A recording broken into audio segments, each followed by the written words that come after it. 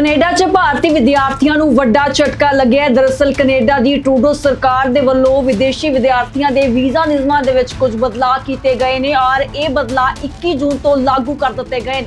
ਦਰਅਸਲ ਵਿਦੇਸ਼ੀ ਵਿਦਿਆਰਥੀ ਜਿਨ੍ਹਾਂ ਦੇ ਵੱਲੋਂ ਪੋਸਟ ਗ੍ਰੈਜੂਏਸ਼ਨ ਕੀਤੀ ਜਾ ਚੁੱਕੀ ਉਹਨਾਂ ਨੂੰ ਹੁਣ ਵਰਕ ਪਰਮਿਟ ਕੈਨੇਡਾ ਦੇ ਵਿੱਚ ਨਹੀਂ ਮਿਲੇਗਾ। ਇਹ ਫੈਸਲਾ तुरंत प्रभाव के नाल लागू कर दिता गया है और इस फैसले नाल भारतीय विद्यार्थियों को बड़ा झटका लग्या है क्योंकि बहुत सारे भारतीय विद्यार्थी पोस्ट ग्रेजुएशन करने तो बाद वर्क परमिट के लिए अपलाई करते हैं पर हुण वो अर्जी नहीं दे सकणगे जिस कारण भारतीय विद्यार्थी जो कि कनेडा दे विच रह रहे हैं वड्डी चिंता दे विच पै गए हैं क्योंकि कनेडियन सरकार दे वल्लों नवे नियम लागू कर दिते गए हैं। यह फैसला तुरंत प्रभाव नाल लागू होने तो बाद सैकड़े भारतीय विद्यार्थी प्रभावित होणगे। फाइनैंशियल एक्सप्रैस की रिपोर्ट मुताबिक जेकर किसी विदेशी नागरिक ने स्टडी परमिट की मियाद वधाउण लई अर्जी दी है और उस विच पढ़ाई कर रहा है तो उससे नियम लागू नहीं होगा। हालांकि उन्होंने योग होने लई नवा अध्ययन परमिट मिलण तक उड़ीक करनी पवेगी। जिन्हां दा परमिट अवैध हो जाता है वो कनेडा तो अपलाई करने के योग नहीं होणगे।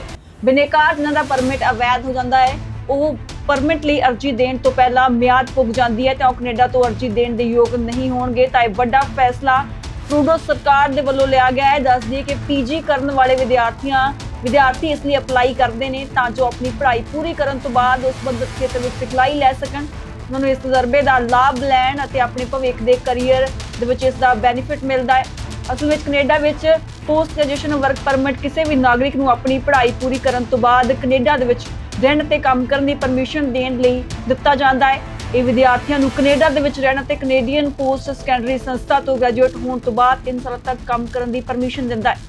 पोस्ट ग्रेजुएशन वर्क परमिट लई तुहानूं नतीजे दे 180 दिनां दे अंदर वर्क परमिट लई अर्जी देण दी लोड़ हुंदी है पर हुण वड्डे बदलाव कीते गए नियम विच वड्डे बदलाव होण तो बाद विदेशी विद्यार्थियों खास करके भारतीय विद्यार्थियों को एक वड्डा झटका लग्या। कनेडा 'ਚ भारतीय विद्यार्थियों को वड्डा झटका लग्या। दरअसल कनेडा की ट्रूडो सरकार दे वल्लों विदेशी विद्यार्थियों के वीज़ा नियमां दे विच कुछ बदलाव किए गए हैं और ये बदलाव 21 जून तो लागू कर दिते गए हैं। दरअसल विदेशी विद्यार्थी जिन्हां दे वल्लों पोस्ट ग्रेजुएशन की जा चुकी उन्होंने हुण वर्क परमिट कनेडा दे विच नहीं मिलेगा। यह फैसला तुरंत प्रभाव के नाल लागू कर दिता गया है और इस फैसले नाल भारतीय विद्यार्थियों को बड़ा झटका लग्या है क्योंकि बहुत सारे भारतीय विद्यार्थी पोस्ट ग्रेजुएशन करने तो बाद वर्क परमिट के लिए अपलाई करते हैं पर हुण वो अर्जी नहीं दे सकणगे जिस कारण भारतीय विद्यार्थी जो कि कनेडा दे विच रह रहे हैं वड्डी चिंता दे विच पै गए हैं क्योंकि कनेडियन सरकार दे वल्लों नवे नियम लागू कर दिते गए हैं। यह फैसला तुरंत प्रभाव नाल लागू होने तो बाद सैकड़े भारतीय विद्यार्थी प्रभावित होणगे। फाइनैंशियल एक्सप्रैस की रिपोर्ट मुताबिक जेकर किसी विदेशी नागरिक ने स्टडी परमिट की मियाद वधाउण लई अर्जी दी है और उस विच पढ़ाई कर रहा है तो उससे नियम लागू नहीं होगा। हालांकि उन्होंने योग होने लई नवा अध्ययन परमिट मिलण तक उड़ीक करनी पवेगी। जिन्हां दा परमिट अवैध हो जाता है वो कनेडा तो अपलाई करने के योग नहीं होणगे।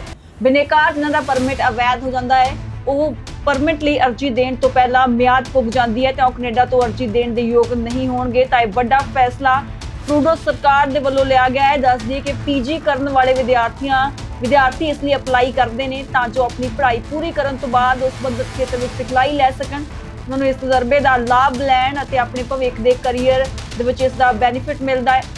असल में कनेडा विच पोस्ट ग्रेजुएशन वर्क परमिट किसी भी नागरिक नूं अपनी पढ़ाई पूरी करने तो बाद कनेडा दे विच रहण ते काम करने की परमिशन देण लई दिता जाता है। ये विद्यार्थियों को कनेडा दे विच रहण ते कनेडियन पोस्ट सैकेंडरी संस्था तो ग्रेजुएट होने तो बाद 3 साल तक काम करने की परमिशन दिंदा है। पोस्ट ग्रेजुएशन वर्क परमिट लई तुहानूं नतीजे दे 180 दिनां दे अंदर वर्क परमिट लई अर्जी देण दी लोड़ हुंदी है पर हुण वड्डे बदलाव कीते गए नियम विच वड्डे बदलाव होण तो बाद विदेशी विद्यार्थियों खास करके भारतीय विद्यार्थियों को एक वड्डा झटका लग्या। कनेडा 'ਚ भारतीय विद्यार्थियों को वड्डा झटका लग्या। दरअसल कनेडा की ट्रूडो सरकार दे वल्लों विदेशी विद्यार्थियों के वीज़ा नियमां दे विच कुछ बदलाव किए गए हैं और ये बदलाव 21 जून तो लागू कर दिते गए हैं।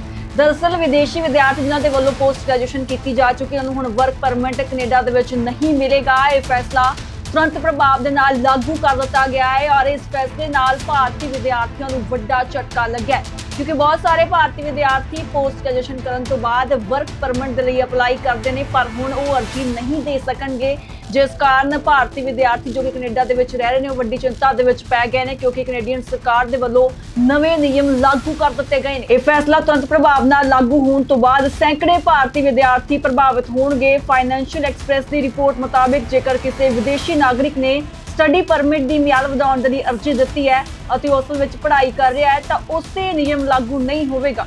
ਹਾਲਾਂਕਿ ਉਹਨਾਂ ਨੂੰ ਯੋਗ ਹੋਣ ਲਈ ਨਵਾਂ ਅਧਿਐਨ ਪਰਮਿਟ ਮਿਲਣ ਤੱਕ ਉਡੀਕ ਕਰਨੀ ਪਵੇਗੀ।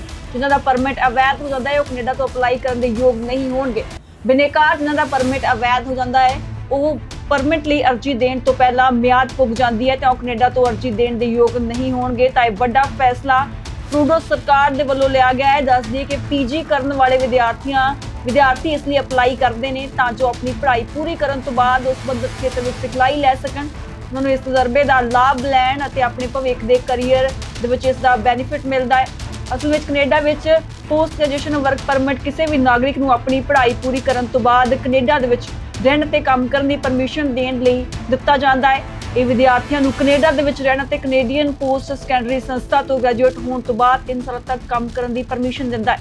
ਪੋਸਟ ਗ੍ਰੈਜੂਏਸ਼ਨ ਵਰਕ ਪਰਮਿਟ ਲਈ ਤੁਹਾਨੂੰ ਨਤੀਜੇ ਦੇ 180 ਦਿਨਾਂ ਦੇ ਅੰਦਰ ਵਰਕ ਪਰਮਿਟ ਲਈ ਅਰਜ਼ੀ ਦੇਣ ਦੀ ਲੋੜ ਹੁੰਦੀ ਹੈ। ਪਰ ਹੁਣ ਵੱਡੇ ਬਦਲਾਅ ਕੀਤੇ ਗਏ ਨਿਯਮ ਵਿੱਚ ਵੱਡੇ ਬਦਲਾਅ ਹੋਣ ਤੋਂ ਬਾਅਦ ਵਿਦੇਸ਼ੀ ਵਿਦਿਆਰਥੀਆਂ ਖਾਸ ਕਰਕੇ ਭਾਰਤੀ ਵਿਦਿਆਰਥੀਆਂ ਨੂੰ ਇੱਕ ਵੱਡਾ ਝਟਕਾ ਲੱਗਿਆ।